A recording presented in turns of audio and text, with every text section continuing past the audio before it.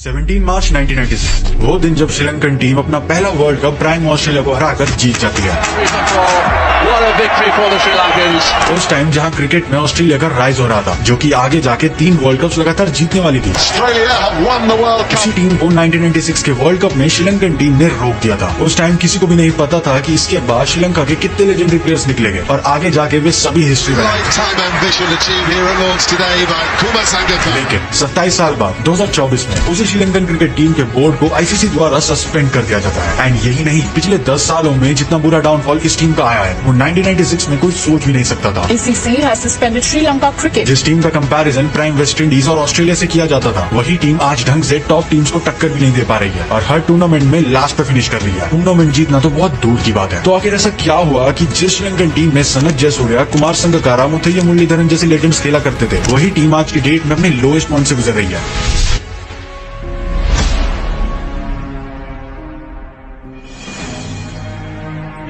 तो श्रीलंका की राइज या फिर उनके अभी के डाउनफॉल को समझने से पहले हमें ये जानना होगा कि ये सब शुरू कहाँ से हुआ। तो शुरू करते हैं शुरुआत से। 19 जुलाई 1981 ये वो दिन था जब श्रीलंका को फाइनली टेस्ट स्टेटस मिल जाता है और अब वो आईसीसी की 8 फुल मेंबर टीम बन जाती है। देखो, इस बात में कोई डिनाई नहीं है कि श्रीलंका वर्ल्ड कप जीतने से पहले एक नॉर्मल सी टीम थी एंड इवन काफी ज्यादा लो रेटिंग भी उनको दी जाती थी, क्योंकि जहाँ एक तरफ इंडिया, पाकिस्तान एंड ऑस्ट्रेलिया जैसी टीम्स अर्ली 80s में अपना कहर बना रही थी, वहीं ये टीम क्रिकेट में बस अपना पैर रखने की जगह ढूंढ रही थी। एंड शायद यही एक बहुत बड़ा रीजन है कि हमें श्रीलंका के काफी ओल्ड लेजेंड्स देखने को नहीं मिलते। श्रीलंका ने अपनी पहली टेस्ट सीरीज में जीत इंडिया को 1-0 से हराकर जरूर ली थी, लेकिन ये कहना बिल्कुल भी गलत नहीं होगा कि इस पूरे श्रीलंकन क्रिकेट को एक नई बिगनिंग 1996 के वर्ल्ड कप ने ही दी थी। श्रीलंकन क्रिकेट अब आने वाले 10 से 15 सालों में किंग ऊंचाइयों तक जाएगा। ये सब तभी से तय हो चुका था जब श्रीलंका ने अगेंस्ट ऑल द ऑड्स जाकर 1996 का वो हिस्टोरिक वर्ल्ड कप अपने नाम किया था। जिन प्लेयर्स को श्रीलंकन टीम तैयार कर रही थी during their struggling phase in cricket world, अब वही प्लेयर्स इस वर्ल्ड कप में न केवल श्रीलंकन क्रिकेट पे बल्कि अब पूरी दुनिया पे छाप छोड़ने वाले थे। अगर उस स्पेसिफिक वर्ल्ड कप की बात करें तो श्रीलंका दूर दूर से भी उस वर्ल्ड कप को जीतने की फेवरेट्स बिल्कुल भी नहीं लग रही थी। फेवरेट्स तो बहुत दूर की बात है। इंडिया, पाकिस्तान, ऑस्ट्रेलिया और वेस्ट इंडीज जैसी टीम की होने की वजह से श्रीलंका को कोई कंसिडर भी नहीं कर रहा था। लेकिन उस वर्ल्ड कप में जो हुआ वो सबकी उम्मीदों के बियॉन्ड था। न ही केवल श्रीलंकन कैप्टन अर्जुना रणतुंगा ने कमाल की कैप्टनसी करी थ्रू आउट द टूर्नामेंट, लेकिन जिस हिसाब से रणतुंगा ने अपने प्लेयर्स को यूज किया वो काफी काबिले तारीफ था। फिर चाहे वो सनत जयसूर्या और रोमेश कालू वितराना को ओपनिंग करने को प्रमोट करना हो या फिर अपने मेन बॉलर मुथैया मुरलीधरन से बॉलिंग करवाना, ये सब डिसीजन लेके श्रीलंका ने इस पूरे वर्ल्ड कप में कन्विंसिंग परफॉर्मेंस दी और सेमीफाइनल में इंडिया को और फाइनल में सबकी फेवरेट्स ऑस्ट्रेलिया को हराकर श्रीलंका ने सबको बता दिया था why they deserve this world cup. Jayasuriya को बैटिंग में प्रमोट करते ही उन्होंने जो रनों का अंबार लगाया वो काफी नेक्स्ट लेवल था और अरविंदा दे सिल्वा की वो ऑलराउंड पारी फाइनल में जिसमें उन्होंने बॉलिंग करते हुए 3 विकेट लेने के साथ साथ चेस करते टाइम शतक भी लगा दिया था, ये एक ऑलराउंड परफॉर्मेंस थी जो कि श्रीलंका के सबसे इंपॉर्टेंट टाइम पर काम आई। श्रीलंकन क्रिकेट टीम का वो वर्ल्ड कप जीतने के बाद ही मानो उस देश में क्रिकेट की एक नई लहर सी दौड़ पड़ी है, जहां उस पूरे देश का यूथ अपने आइडल्स जयसूर्या और अरविंदा दे सिल्वा को मानने लग गए थे और अब अगले 8 से 10 साल श्रीलंकन क्रिकेट से कोई नहीं छीनने वाला था। उस वर्ल्ड कप में श्रीलंका के जो राइजिंग स्टार्स थे वो अब धीरे धीरे अपनी परफॉर्मेंस की वजह से लेजेंड्स में कन्वर्ट होते जा रहे थे। जहां एक तरफ इंडिया, ऑस्ट्रेलिया और बाकी अदर टीम्स एक से बढ़ के एक टैलेंट्स निकाल रही थी, वहीं दूसरी तरफ श्रीलंका ने भी यंग टैलेंटेड खिलाड़ी निकालना शुरू कर दिए थे। उसके बाद टेस्ट सीरीज में भी श्रीलंका ने जीतना शुरू कर दिया, जिसमें ऑस्ट्रेलिया, इंडिया और वेस्ट इंडीज जैसी बड़ी टीम के नाम भी शामिल है। वैसे तो उनकी फर्स्ट ओवरसीज टेस्ट विक्ट्री 1995 में न्यूजीलैंड के खिलाफ आई थी, जहां नैपियर के ग्राउंड पे अर्जुना रणतुंगा की टीम ने न्यूजीलैंड को 241 रन से मात दी थी और सीरीज भी 1-0 से अपने नाम कर ली थी। इसी विक्ट्री को फॉलो अप करते हुए श्रीलंका ने पाकिस्तान में भी टेस्ट सीरीज जीती, जो कि उस टाइम पर अपने आप में ही बहुत बड़ी बात थी। इस बात को आप ऐसे समझ सकते हो कि 90s के एरा में पाकिस्तान को उनके घर पे हराना इंग्लैंड और ऑस्ट्रेलिया को उनके घर पे हराने से भी ज्यादा मुश्किल था, लेकिन श्रीलंकन टीम ने बहुत आसानी से कर दिखाया था। वेल, हमने पाकिस्तान क्रिकेट टीम के ऊपर फुल डॉक्यूमेंट्री बना रखी है, जहां हमने उनके अर्ली फेज से लेकर अभी रिसेंटली चल रहे उनके डाउनफॉल तक सब डिस्कस किया है। अगर आपको वो वीडियो देखना है तो आप आई बटन पे जाके क्लिक कर सकते हो, वरना लिंक डिस्क्रिप्शन में मिल जाएगा। Players like Sanath Jayasuriya, Arjuna Ranatunga, Muttiah Muralitharan and Aravinda de Silva अब टीम का एक ब्रांड टाइप बन गए थे और जो रिकॉर्ड्स इन्होंने as a team world cricket में आगे जाके बनाए वो काफी अमेजिंग है, इतना कि हम उस पर एक सेपरेट वीडियो तक बना सकते हैं। और इसी के साथ श्रीलंका का क्रिकेट में एक गोल्डन एरा स्टार्ट हो चुका था, जहां श्रीलंकन टीम बाकी टीम्स के बीच एक टफ कंपटीशन देने वाली थी। साल 1997 श्रीलंका के लिए माइलस्टोन से भरा हुआ था, जिसकी शुरुआत इंडिया वर्सेस श्रीलंका के उस हिस्टोरिक कोलंबो मैच से ही हो गई थी। 2 अगस्त 1997 श्रीलंका और इंडिया कोलंबो में टेस्ट मैच खेलने उतरती है, जहां पहली इनिंग में बैटिंग करते हुए इंडियन टीम ने मैसिव 537 रन का टोटल खड़ा कर दिया था। ऐसा लग रहा था कि अगर श्रीलंका के विकेट जल्दी गिरने शुरू हो गए तो ये मैच इंडिया आसानी से जीत सकती है, लेकिन ऐसा कुछ भी नहीं होता। और श्रीलंकन टीम इंडियन बॉलर्स की कमर तोड़ के रख देती है, जहां Sanath Jayasuriya record breaking triple century जड़ देते हैं, जिसमें वो टोटल 340 रन बनाते हैं। और श्रीलंकन टीम अपनी बैटिंग में 952 रन बना देती है, जो कि अब तक टेस्ट क्रिकेट में हाईएस्ट टोटल का रिकॉर्ड है। एंड ये रन पूरे मैच के रन नहीं है, ये बस एक इनिंग के रन है, और इस रिकॉर्ड को 27 साल से भी ज्यादा हो चुका है। एंड अब भी कोई टीम इस रिकॉर्ड के आसपास तक नहीं पहुंच पाई है। जहां पे एक तरफ जयसूर्या बैटिंग में कमाल दिखा रहे थे, वहीं दूसरी तरफ मुथैया मुरलीधरन दुनिया के बेस्ट बॉलर बनते जा रहे थे। उसी साल उन्होंने इंडिया को फाइनल में हराकर एशिया कप भी जीता था, और बायलेटरल सीरीज में तो वो कंसिस्टेंटली जीत ही रहे थे। साल 1998 आते आते श्रीलंका के एक और फास्ट बॉलर चमिंडा वास का राइज होना शुरू हो गया था, जो कि बताने की जरूरत नहीं है कि वो आगे जाके कितने बड़े लेजेंडरी बॉलर्स में से एक बनने वाले थे। अगले 3 से 4 साल श्रीलंका के लिए लेजेंडरी साबित होते हैं। अर्जुना राणातुंगा तो रिटायरमेंट के नजदीक जा ही रहे थे, लेकिन टीम में एक्सपीरियंस प्लेयर्स भी थे आगे टीम को संभालने के लिए। और इसी पॉइंट पे यंग प्लेयर्स लाइक महिला जयवर्धने और कुमार संगकारा भी टीम में धीरे धीरे अपनी जगह बना रहे थे। 1999 में टीम की कैप्टनसी सनत जयसूर्या ने संभाली थी, और इसके बाद पूरी टीम का सबसे बड़ा शॉकिंग मूवमेंट तब आया जब 1999 के वर्ल्ड कप में श्रीलंका ग्रुप स्टेज से बाहर हो जाती है, जहाँ पे एक तरफ श्रीलंका में इतने टैलेंटेड प्लेयर्स आ रहे थे, वहीं पे इस वर्ल्ड कप में श्रीलंका डिफेंडिंग चैंपियंस होते हुए वो कमाल नहीं दिखा पाई जो उन्हें दिखाना चाहिए था। एंड इस परफॉर्मेंस से उनके सभी फैंस बहुत डिसअपॉइंट हो चुके थे। श्रीलंका का वहाँ से मानो एक रीबिल्डिंग फेज चालू हो गया, जहाँ जयसूर्या की लीडरशिप के अंडर श्रीलंका अपने मैक्सिमम पोटेंशियल को अचीव करने में लगी हुई थी। श्रीलंका के लिए सबसे अच्छी बात ये थी कि जितने भी प्लेयर्स अब श्रीलंकन टीम में आ रहे थे, वो सब के सब आउटस्टैंडिंग एंड टैलेंटेड थे, और श्रीलंका को उसके रिजल्ट्स भी दिखने स्टार्ट हो गए थे। इस साल 2000 की चैंपियंस ट्रॉफी में सेमीफाइनल तक जाना,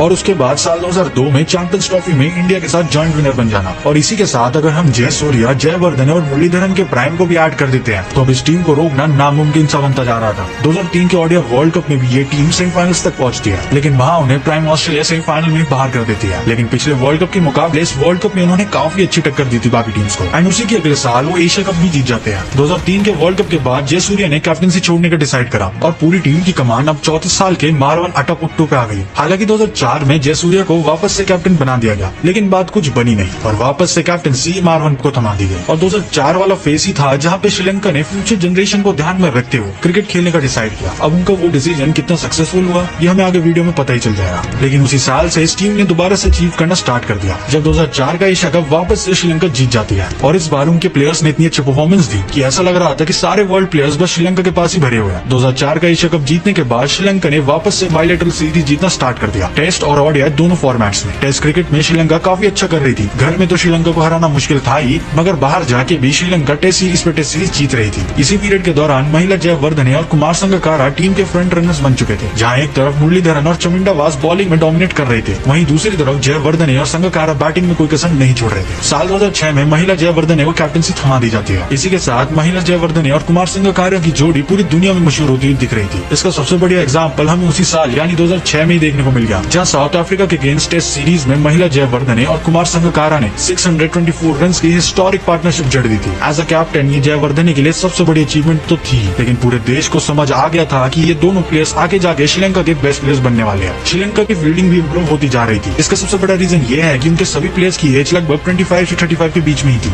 देन आता है साल 2007 का ओडीआई वर्ल्ड कप, जहां श्रीलंका एक बार फिर से अपना कमाल दिखाती है, और चमिंडा वास और मुरलीधरन की बॉलिंग की वजह से वर्ल्ड कप के फाइनल्स तक अपनी जगह बना लेती है। लेकिन उनसे एक गलती हो जाती है।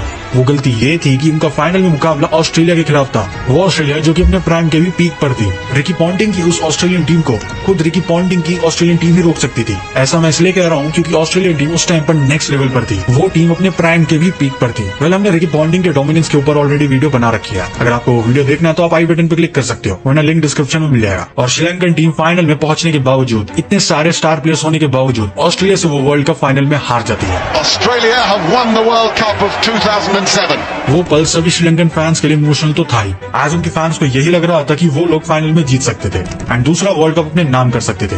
और इसी के साथ श्रीलंका का गोल्डन एरा धीरे धीरे एंड पे आने लगा, और 2011 आते आते सारी इमेज हम सबके सामने क्लियर हो चुकी थी कि इस टीम के आगे जाके क्या हाल होने वाला है। श्रीलंकन टीम पिछले 8 से 10 साल से अपने प्राइम फॉर्म में जरूर थी, जहाँ वो बायलेटरल सीरीज से लेकर मल्टीनेशनल टूर्नामेंट्स तक सब कुछ जीत रही थी। लेकिन जहाँ वर्ल्ड कप की बात आ जाती है, वहाँ श्रीलंका का लक उनके साथ नहीं दे रहा था। 2008 के बाद से श्रीलंका का जो जो पहले जैसा डोमिनेंस था वो धीरे धीरे खत्म होता दिख रहा था। हालांकि अब श्रीलंकन टीम मैचेस जीत रही थी, लेकिन वहीं बाकी की टीम्स क्रिकेट में वो राइज पा चुकी थी जिसकी श्रीलंकन टीम अभी भी तलाश कर रही थी। जैसे 2008 में श्रीलंका ने बांग्लादेश को टेस्ट सीरीज में हरा दिया, मगर इंडिया के अगेंस्ट ओडीआई सीरीज में एक क्लोज एनकाउंटर में 3-2 से हार गई। लेकिन श्रीलंकन टीम ने 2008 का एशिया कप अपने नाम किया। 2009 और 10 में भी यही कहानी कुछ रिपीट हुई, मगर इस बार श्रीलंका की हालत उतनी कुछ खास नहीं दिख रही थी। जहाँ पहले हर श्रीलंकन प्लेयर अपनी प्राइम फॉर्म में था और अपने परफॉर्मेंस से मैचेस भी जितवा रहा था, वहीं अब उनके कुछ गिने चुने सुपरस्टार प्लेयर्स ही मैच जितवा रहे थे और बाकी का टैलेंट कुछ खास निकल के नहीं आ रहा था। 2010 का एशिया कप फाइनल भी श्रीलंकन टीम इंडिया से हार गई और जो एकमात्र ट्रॉफी श्रीलंका जीत रही थी वो भी उनके हाथ से जा चुकी थी। और इसी दौरान मुथैया मुरलीधरन टेस्ट क्रिकेट में 800 विकेट लेने वाले पहले और अब तक के इकलौते गेंदबाज बन जाते हैं। एंड सही बताऊं तो वो मोमेंट जब मुरलीधरन अपना 800 विकेट लेते हैं।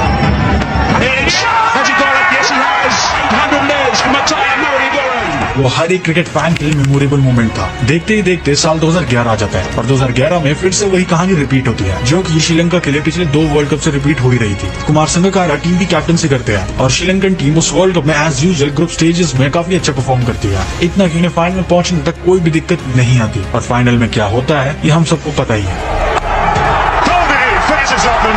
कि कैसे श्रीलंका वो फाइनल इंडिया से हार जाती है। एंड कुमार संगकारा की वो स्माइल आखिर कोई कैसे भूल सकता है। इसके बाद मुरलीधरन रिटायरमेंट ले लेते हैं और अब श्रीलंकन टीम में बस 1-2 पुराने लेजेंड्स ही बचे थे। हालांकि टीम में यंग टैलेंट्स भी आ रहे थे, लेकिन अब वो बात नहीं बची थी। 2012 में ओडीआई सीरीज और टेस्ट सीरीज में श्रीलंका बहुत ही बेकार परफॉर्म करती है, लेकिन कुमार संगकारा और महिला Jayewardene through out the year team के लिए काफी अच्छा परफॉर्म करते हैं। लेकिन फिर टीम क्यों हारी? क्योंकि बाकी की टीम बिल्कुल भी कंट्रीब्यूट नहीं कर रही थी, लिटरली जीरो। अगर संगकारा और जयवर्धने चल गए तो बढ़िया, वरना पूरी टीम एक साथ पवेलियन में लौट रही थी। कुछ स्टार प्लेयर्स अभी भी श्रीलंकन टीम में मौजूद थे, जैसे मलिंगा, दिलशान और अजंता मेंडिस। और ये कहना बिल्कुल भी गलत नहीं हो कि इन्हीं प्लेयर्स की वजह से श्रीलंकन टीम 2012 के उस T20 वर्ल्ड कप के फाइनल में जगह बना पाई थी। लेकिन इस वर्ल्ड कप में भी वही होता है जो पिछले कई वर्ल्ड कप से हो रहा था। इस बार टूर्नामेंट अलग था, फॉर्मेट भी अलग था, लेकिन कहानी फिर से वही रिपीट होती है। फिर वही टीम और फिर वही रिजल्ट। श्रीलंकन टीम ये 2012 का T20 वर्ल्ड कप भी फाइनल में आकर हार जाती है। इस पॉइंट तक ऐसा लग रहा था कि साउथ अफ्रीका के बाद सबसे बड़े चोकर्स श्रीलंका ही है, लेकिन श्रीलंकन टीम ने हार नहीं मानी और अगले साल हुए चैंपियंस ट्रॉफी में भी कमाल दिखाया, मगर सेमीफाइनल में इंडिया से हार के वो बाहर हो गए। अब ऐसा लग रहा था कि क्रिकेट मानो श्रीलंका से धीरे धीरे दूर जा रही है और जैसे पहले श्रीलंका हर एक मैच को डोमिनेट करते हुए नजर आती थी, अब वैसा बिल्कुल भी नहीं था। इनफैक्ट कई लोगों ने तो श्रीलंकन टीम को मिनोस का टाइटल भी देना शुरू कर दिया था, लेकिन किसी को भी इस बात की बिल्कुल भी खबर नहीं थी कि 2014 में श्रीलंका कैसे सबको गलत प्रूफ करने वाली थी और साथ में अपने सबसे बुरे डाउनफॉल की भी शुरुआत करने वाली थी। श्रीलंका ने 2014 में इंडिया को हराकर अपना पहला T20 वर्ल्ड कप और कई सालों में अपनी पहली आईसीसी ट्रॉफी जीत ली थी। एंड इसी फाइनल मैच में जहां पर एक तरफ श्रीलंका ने अपने कई सालों का ड्रॉट खत्म किया था, वहीं पर इंडिया का ड्रॉट ट्रॉफीज के लिए स्टार्ट हो जाता है, जो कि साल 2024 तक चला। इन 11 सालों में इंडिया श्रीलंका की तरह ही परफॉर्म कर रही थी, ग्रुप स्टेज में काफी अच्छा परफॉर्म करना और डोमिनेट करना, पर नॉकआउट मैच में आकर हार जाना। एंड इसी वजह से इंडियन टीम को चोकर्स का टैग भी मिल गया था, जिसके बारे में हमने ऑलरेडी वीडियो बना रखी है। अगर आपको वो वीडियो देखना है तो आप आई बटन पे क्लिक कर सकते हो, वरना लिंक डिस्क्रिप्शन में मिल जाएगा। सभी श्रीलंकन फैंस काफी खुश थे जब उन्होंने वो T20 वर्ल्ड कप जीता, मगर इसके बाद तो फिर चाहे वो श्रीलंकन क्रिकेट फैन हो या फिर क्रिकेट एक्सपर्ट, श्रीलंका के आने वाले डाउनफॉल को भुला नहीं चाहेगा। उसी साल पहले पाकिस्तान के खिलाफ टेस्ट सीरीज में अपने घर पर हार जाना और उसके बाद 2015 के ओडीआई वर्ल्ड कप में क्वार्टर फाइनल में एग्जिट, इस श्रीलंकन टीम का डाउनफॉल ऑफिशियली स्टार्ट हो चुका था और ये सब ने एक्सेप्ट कर लिया था। 2015 में ही इंडिया से टेस्ट सीरीज में हार जाना और वो भी अपने ही घर पर। ऐसी ह्यूमिलिएशन जो कि पिछली बार ठीक 1993 में हुई थी, वो डायरेक्ट 2015 में हो रही थी। और ऊपर से श्रीलंका के इकलौते सेवियर्स कुमार संगकारा और महिला जयवर्धने इंटरनेशनल क्रिकेट से रिटायरमेंट ले चुके थे और अब कोई भी ऐसा खिलाड़ी नहीं बचा था जो कि इस टीम की नौका पार कर सके। जरूरत थी तो टैलेंटेड यंगस्टर्स और एक्सीलेंट मैनेजमेंट की, ताकि श्रीलंकन टीम वापस फॉर्म में आ सके। लेकिन पॉलिटिक्स से लेकर करप्शन तक किसी भी चीज ने क्रिकेट को श्रीलंका में आगे बढ़ने ही नहीं दिया। श्रीलंका की इंटरनेशनल क्रिकेट में परफॉर्मेंस तो इनकंसिस्टेंट होने ही लगी थी, लेकिन उसी के साथ साथ कोई बड़े प्लेयर्स भी नहीं बचे थे इस टीम में। एक नाम जो कि इसी डाउनफॉल में निकल के आया था वो था तिलक रत्ने दिलशान का, जिसने हर बड़े ओकेजन पर टीम को संभाला था और 2016 में ऑस्ट्रेलिया को 3-0 से टेस्ट सीरीज में हराने के बाद वो भी अब टीम को छोड़कर रिटायरमेंट ले चुके थे। उसके बाद से अभी तक यानी कि 2024 तक कोई भी बड़ा प्लेयर श्रीलंकन क्रिकेट टीम में नहीं आया है और तब से ही टीम ने मेजॉरिटी टाइम्स हार ही देखी है। फिर चाहे वो 2017 में इंडिया के खिलाफ कंप्लीट व्हाइट वॉश हो या फिर इंग्लैंड के खिलाफ ओडीआई और टेस्ट दोनों ही सीरीज में हार जाना। श्रीलंकन टीम की रैंकिंग हर फॉर्मेट में ड्रास्टिकली गिर चुकी है और हद तो तब हो गई जब 10 नवंबर 2023 को 2023 के ओडीआई वर्ल्ड कप के बीच में जहां श्रीलंका वैसे ही कुछ अच्छा नहीं कर रही थी, वहां पर आईसीसी ने श्रीलंकन क्रिकेट बोर्ड को सस्पेंड कर दिया फॉर वायलेटिंग द रूल्स। अब भला इससे बुरी चीज किसी भी क्रिकेट प्लेइंग नेशन के लिए क्या ही हो सकती है, जहां एक तरफ आपकी टीम अच्छा परफॉर्म नहीं कर पा रही हो और वहीं आपको बीच वर्ल्ड कप में सस्पेंड कर दिया जाए। That's like a nightmare. ICC tournament जीतना तो छोड़ो, मगर 2016 से श्रीलंका किसी भी आईसीसी टूर्नामेंट के नॉकआउट स्टेज तक भी नहीं पहुंच पाई है। इसी बीच श्रीलंका ने 2022 का एशिया कप भी जीता, लेकिन कौन मानेगा यही सेम टीम 2023 में इंडिया के खिलाफ 2 बार 50 के स्कोर पर ऑल आउट हो गई, एक बार एशिया कप में जो कि खुद उनके देश में था और एक बार ओडीआई वर्ल्ड कप में।